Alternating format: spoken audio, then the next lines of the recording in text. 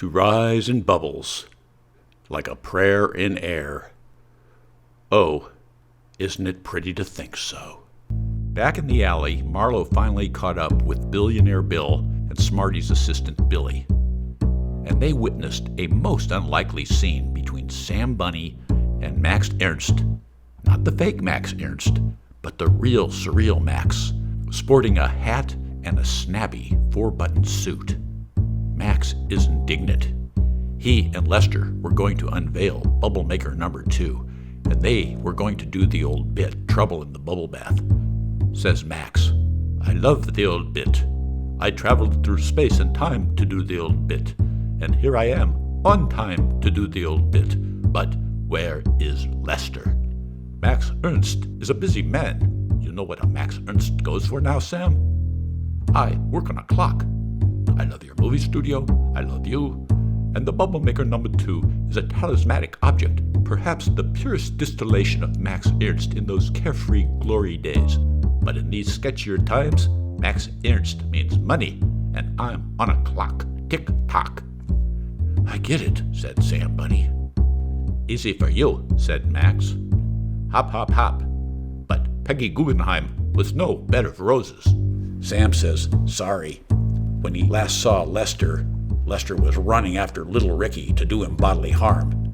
Seems Ricky talked the Wiki into putting the old act back together to try their luck in Vegas. But you and me, Max, and Anna Kay make 3. At this, the crap game comes to a stop. Fat Brando Frank and the European film director snap fingers and beat sticks as Sam and Max, in the roles played by Sammy Frey and Claude Brasseur, join Anna Karenina to recreate the Madison Cafe dance scene from Jean-Luc Godard's classic French New Wave film, Bond à Part. Suddenly, time froze. The hat now on Anna Karenina. The other dancers gone. She tips the hat to Marlowe, as if in a tableau vivant, and all became very, very still. What to do with all the useless beauty? So much magic for those with eyes to see. Marlowe was musing out loud when Li Po appeared before him. Li Po, also known as Ryaku. Said Marlowe, "Yo, Li Po, why should I climb the lookout? What is the value of nothing?" The sage poet hooked a small rubber clamp on Marlowe's finger, and suddenly he was on Solomon's magic carpet, flying. And with him were actors and jugglers and harlequins, a whole theater troupe. The night unfolded in a surrealist panorama under the glimmering gaze of the moon. Gods of beginnings, gates, transitions, time, duality, doorways, passages, and endings were summoned. Off we went, like bluish spring clouds, over 1,000 gates, over 1,000 doors. The scene, a self-reflecting image, 10 carpets, 100 carpets, 10,000 flying rugs, folding into infinity. And Marlowe saw before him a dark tunnel, and into the tunnel they flew. And on the other side of the tunnel was the light, known as Buddha light. Blinded by the light, he was back in his dream where he first encountered Bunny and Bester dancing on stage. The tapping got louder and louder, and then deafening, like 10 men dancing, 100 men dancing. Then, bam, silence. When the world came back into focus, Marlowe found himself on the golf course. What happened to yesterday? Wouldn't Marlowe like to know? He reached into his pocket for a ball mark and pulled out a rubber clamp. Yo Li Po, could anything be more beautiful than the finishing hole at the Royal Bonga? The fruit bats darting, brave, honest, true.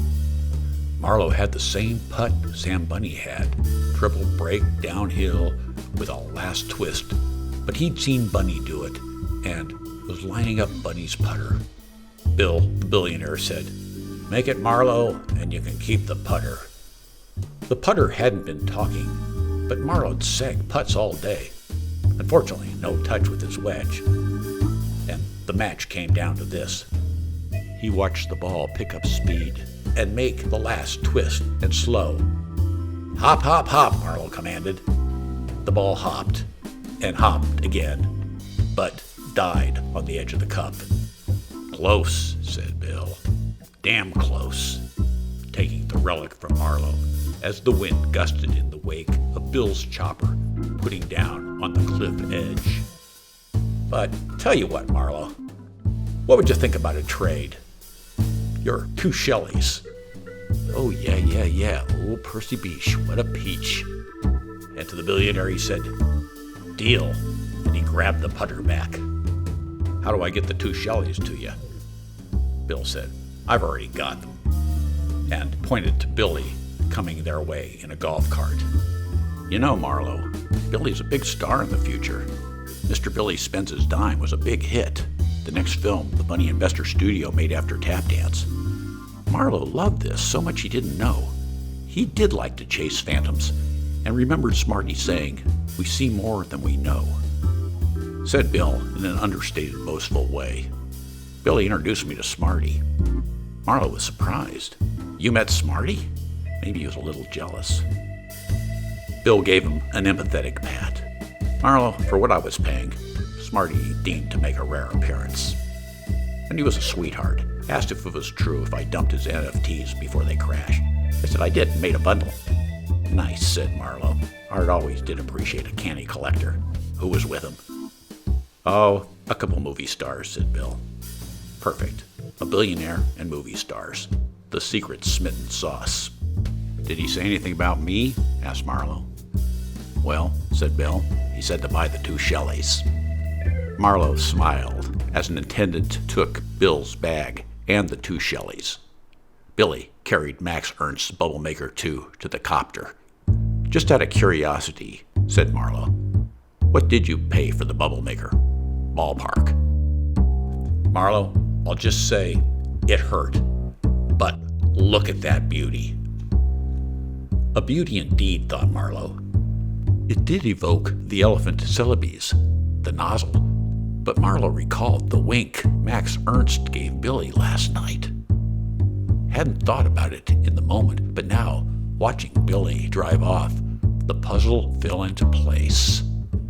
It was Lester playing Max Ernst, and that priceless, surrealist sculpture was the antiquated Bubble Maker used in the original act. Marlowe had found the band uniforms from Music Man piled on top of it. Wow, now that's Smittenus Maximus. Better than selling air. Art Smitten had sold bubbles. Smittenus Maximus, and we raced home in a chariot, echoed Bill. Marlowe, hoping reading his mind was not one of the things those buttons could do. I left the chariot at the clubhouse for you. Marlowe and the billionaire embraced. A good time had by all, and off flew Bubble Maker number 2 into the blue yonder.